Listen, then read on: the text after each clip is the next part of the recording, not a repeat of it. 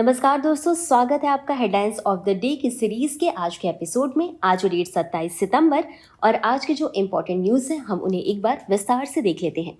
लेकिन इस एपिसोड की शुरुआत करेंगे हमेशा की तरह एक मोटिवेशनल कोट के साथ। कोट है, ज्ञान ही जीवन का प्रकाश है, और ये कोट है सरोजिनी नायडू का। इसका मतलब क्या होता है? जैसे अंधेरे में देखने के लिए आपको रोशनी की ज़रूरत होती है, वैसे ही जीवन में सही रास्ता समझने, अच्छाई बुराई पहचानने और आगे बढ़ने के लिए भी ज्ञान बहुत ज़रूरी होता है। अगर हमारे पास ज्ञान है तो हम गलती करने से बच सकते हैं, सही फैसला ले सकते हैं और अपनी ज़िंदगी को बेहतर बना सकते हैं। अब हम देख लेते हैं पिछले अभ्यास प्रश्न को। प्रश्न था, निम्नलिखित में से किस देश ने पहली बार 2035 तक अपने ग्रीन हाउस गैस उत्सर्जन को अपने चरम स्तर से 7 से 10% कम करने का लक्ष्य घोषित किया है? आपके ऑप्शन थे ए अमेरिका, बी चीन, सी भारत, डी ब्राजील।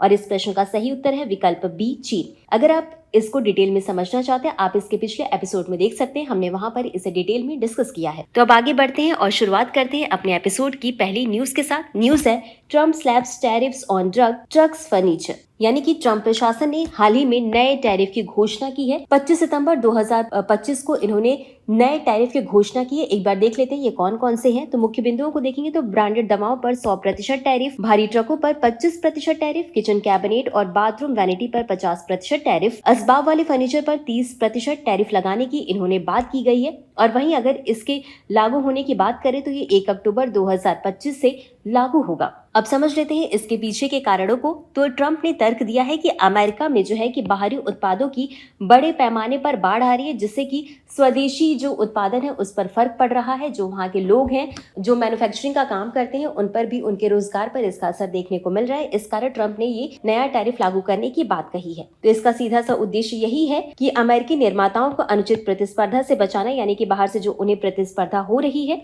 उनसे उन्हें बचाना, और साथ ही साथ निवेश और विनिर्माण को अमेरिका की ओर आकर्षित करना।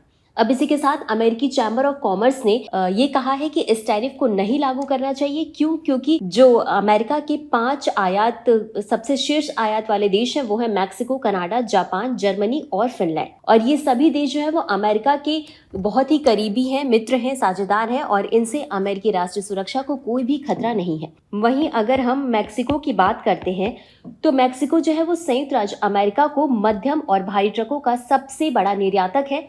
और जनवरी में एक अध्ययन आया था जिसमें ये कहा गया कि 2019 के बाद से मैक्सिको ने इन बड़े वाहनों का आयात जो है मैक्सिको से संयुक्त राज्य अमेरिका को, वो जो है वो 3 गुना ज्यादा बढ़ गया है। वहीं अमेरिका ने मैक्सिको से लगभग $128 बिलियन के भारी वाहन का आयात किया है, जो कि कुल अमेरिकी आयात का लगभग 28% था। वहीं अगर इसके प्रभाव की बात करें तो इसका सबसे ज्यादा प्रभाव जो है वो दवा, ट्रक और फर्नीचर के दाम बढ़ सकते हैं, यानी कि महंगाई बढ़ सकती है। और साथ ही साथ अगर भारत के परिप्रेक्ष्य में बात करें तो भारतीय फार्मा कंपनियों पर इसका विशेष प्रभाव पड़ेगा।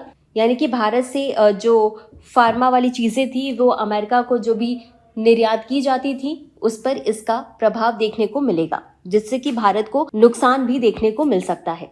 अब आगे बढ़ते हैं अपनी अगली न्यूज़ की तरफ, जो है a balance approach on fire crackers needed supreme court. यानी कि सुप्रीम कोर्ट ने 26 सितंबर 2025 को कहा कि पटाखों पर अगर पूर्ण प्रतिबंध लगाया जाए तो ये सिर्फ इतना ही करना कारगर नहीं है। और इसी के साथ चीफ जस्टिस BR गवई ने ये भी कहा है कि इसमें जो है मौलिक अधिकारों का संतुलन बनाए रखना जरूरी है, जहां पर इन्होंने 2 मौलिक अधिकारों की बात कही है। 2 बिंदुओं पर फोकस किया। पहला तो ये कि स्वच्छ पर्यावरण का अधिकार सभी को होता है, और दूसरा ये कि पटाखा उद्योग में जो काम करने वाले लोग हैं उनकी आजीविका पर इससे असर देखने को मिलेगा। इसीलिए सुप्रीम कोर्ट ने एक संतुलित दृष्टिकोण अपनाने की आवश्यकता पर जोर दिया है। और उन्होंने ऐसा कहा है सुप्रीम कोर्ट ने कि हमें एक ऐसी नीति बनाने की जरूरत है जिससे जो पटाखा उद्योग में काम करने वाले लोग हैं उनको भी नुकसान न हो, और जो हमारे यहाँ जो नागरिक हैं उनको प्रदूषण जैसी समस्या का भी सामना न करना पड़े। और इसी के साथ सुप्रीम कोर्ट ने कुछ और बातें कही, जिसमें ये कहा है कि ऐसे सभी पटाखे बनाने वाली कंपनियां जिन्होंने नीरी और PESO का सर्टिफिकेशन प्राप्त किया है वो अपना काम जारी रख सकते हैं। लेकिन ये भी कहा गया है कि जितने भी प्रतिबंधित क्षेत्र हैं, यानी कि NCR और दिल्ली वाले जो एरिया है वहां पर इन पटाखों की बिक्री नहीं की जाएगी।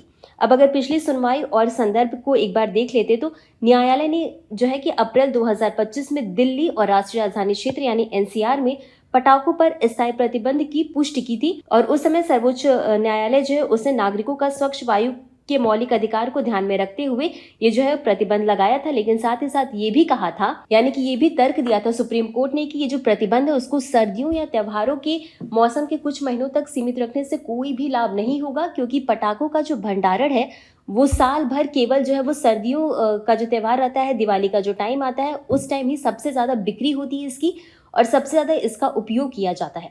अब अप्रैल 2025 में दिल्ली और राष्ट्रीय राजधानी क्षेत्र यानी एनसीआर में जो है पटाखों की बिक्री, उत्पादन और विनिर्माण पर पूर्ण प्रतिबंध लगाने का जो फैसला शीर्ष अदालत ने दिया था। इसी के साथ जो है कि सुप्रीम कोर्ट ने यह भी कहा था कि 12 सितंबर 2025 से पूरे देश में एक समान नीति बनाने की आवश्यकता बताई थी। अब इसके साथ ही इसके कुछ तर्क भी देखने को मिल रहे हैं। तर्क ये है कि अदालत में ये कहा गया कि प्रदूषण केवल अभिजात वर्ग की जो है वो समस्या नहीं है, बल्कि सभी की समस्या, और इससे सबसे ज़्यादा प्रभावित होने वाले लोग हैं सड़कों पर जो रहते हैं, जो निर्माण मजदूर हैं और जो दिहाड़ी मजदूर हैं, इन पर इसका सबसे ज़्यादा प्रभाव देखने को मिलेगा। अगर उद्योग पक्ष की बात करें तो जब सुप्रीम कोर्ट ने प्रतिबंध लगाने की पुष्टि की थी तो उसके बाद कुछ जो पटाखे बनाने वाली कंपनियां थी उनका लाइसेंस रद्द कर दिया गया था, लेकिन कुछ का जो है वो 2028 तक वैध है और इसका सबसे ज़्यादा नुकसान जो है वो रोजगार और निवेश पर खतरा देखने को मिलेगा। और इसी के साथ आगे बढ़ते हैं अपनी अगली न्यूज़ की तरफ, जो है MiG-21 jets fly into history after 6 decades of service. भारतीय वायुसेना का जो प्रतिष्ठित MiG-21 था सुपरसोनिक फाइटर जेट, अब उसको 26 सितंबर 2025 को चंडीगढ़ एयरफोर्स स्टेशन पर औपचारिक रूप से जो है कि सेवा मुक्त कर दिया गया है। और इसी के साथ रक्षा मंत्री ने ये कहा है कि MiG-21 जो है वो केवल एक विमान या मशीन नहीं है, बल्कि यह भारत रूस के गहरे संबंधों का भी प्रमाण है।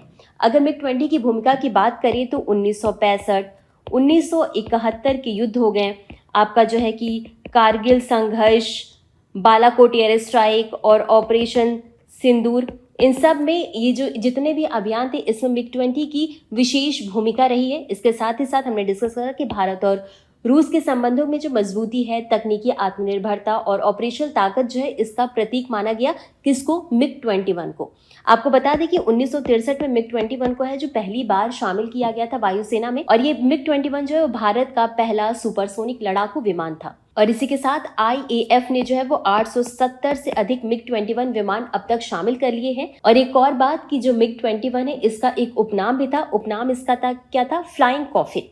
वहीं इसी के साथ MiG-21 सेवानिवृत्त हो गया है, तो इसके बाद IAF के स्क्वाड्रन घटकर अब केवल 29 रह गए हैं, जबकि हमें आवश्यकता 42 की है। तो इससे जो हमारी क्षेत्रीय सुरक्षा चुनौतियां हैं उस पर भी, उसमें वायु शक्ति में जो है इसकी कमी देखने को मिल सकती है। अगर भविष्य की राह की बात करें तो MiG-20 के स्थान पर जो है कि आपका स्वदेशी LCA तेजस, Mk-1A, Mk-2 और AMCA जैसे अत्याधुनिक लड़ाकू विमान शामिल किए जा रहे हैं। अब बढ़ते हैं अपनी अगली न्यूज़ की तरफ, और न्यूज़ है 21st instalment of PM Kisan released by union agriculture minister to farmers of rain and flood affected states of Himachal Pradesh, Punjab and Uttarakhand by video conferencing. News है PM किसान योजना की 21वीं किस्त जारी की गई है, और ये जो 21वीं किस्त जारी की गई है वो वीडियो कॉन्फ्रेंसिंग के माध्यम से की गई है, जिसमें कि मुख्य फोकस जो है वो हिमाचल प्रदेश, पंजाब और उत्तराखंड पे रहा, क्योंकि हाल ही में यहाँ पर बाढ़ और भूस्खलन की सबसे ज्यादा घटनाएं हुई हैं और जिसका सबसे ज्यादा असर जो है वो किसानों पर देखने को मिला है।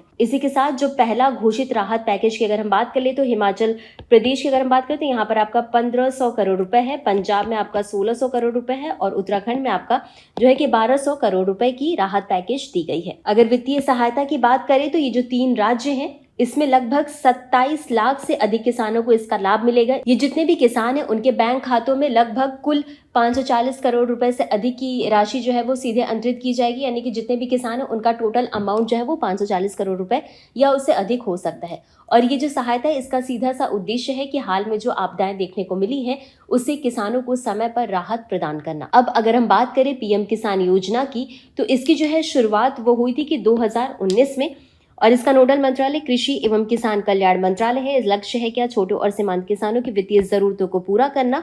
और इसके क्रियान्वयन क्षेत्र की बात करें इसमें सभी राज्य और केंद्र शासित प्रदेश शामिल हैं। जैसा कि आप सभी को पता है कि ये एक कल्याणकारी योजना है और ये जो योजना है इसके तहत जितने भी पात्र किसान परिवार होंगे उनको सालाना 6,000 रुपए की राशि दी जाएगी, जिसमें कि 2,000 रुपए की 3 किस्त होगी जो कि सीधे सीधे उनके बैंक अकाउंट में ट्रांसफर की जाएगी। और इस पहल का उद्देश्य हमने देख ही लिया कि किसानों की आय में वृद्धि करना है, उन्हें कृषि एवं घरेलू खर्च को पूरा करने में सक्षम बनाना है, जिससे कि सीधा सीधा ग्रामीण आर्थिक विकास को बढ़ावा मिल सके। अब बढ़ते हैं अपनी अगली न्यूज की तरफ। न्यूज है वर्ल्ड टूरिज्म डे यानी कि विश्व पर्यटन दिवस।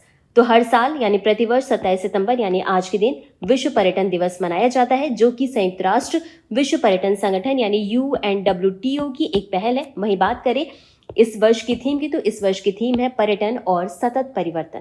अब देख लेते हैं कि भारत में पर्यटन की स्थिति क्या है, आंकड़े क्या कहते हैं। तो अगस्त 2025 तक लगभग 56 लाख विदेशी पर्यटकों का आगमन दर्ज किया गया और 303.59 करोड़ घरेलू पर्यटक दौरे दर्ज किए गए।